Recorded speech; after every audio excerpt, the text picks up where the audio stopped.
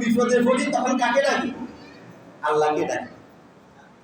বিপদ যখন কেটে যায় তখন আল্লাহ কথা ভুলে যায়। আবার কেউ কেউ তো আল্লাহর সাথে শিরিক করে ফেলে। তারা বলেন ফাইদা রাকিবু ফিল ফুলকে দাআল্লাহ, যখন আমার বান্দারা আমার বিপদে পড়ে যায়, অনুন্নতি হয়ে যায়, তখন আমাকে ডাকে। কিভাবে ডাকে? মুখলিসিনা লাহুদ্দিন, একবারে নিষ্ঠার। মনে হয় যদি এই মিয়ার মতন ইমানদার আরো একজনকে খুঁজে পাওয়া যাবে না। ফালাম্মা নাজ্জাহুম ইলাল বার ইযা হুম ইউশরিকুন, যখনই আমি আমার বান্দাকে ওই কঠিন বিপদ থেকে রক্ষা করি তখন সে আমার সাথে শরীক করে।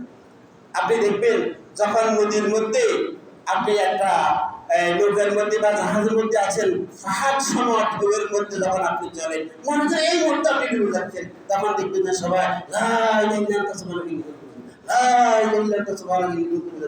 আমরা দেখেছি আমাদের পাশে হিন্দু মহিলা বলে যে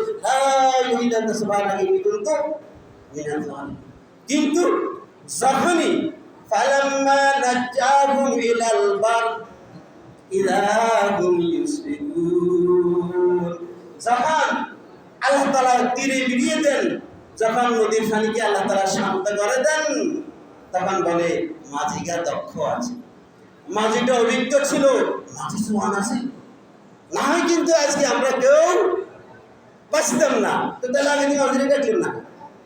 আপনার মাঝি যদি অভিজ্ঞ থাকে, মাঝি যদি শক্তিশালী থাকে, মাঝি যদি জোয়ান থাকে, হেতারা না দেখবেন, আমরা আল্লাহ দেখছেন কিন্তু।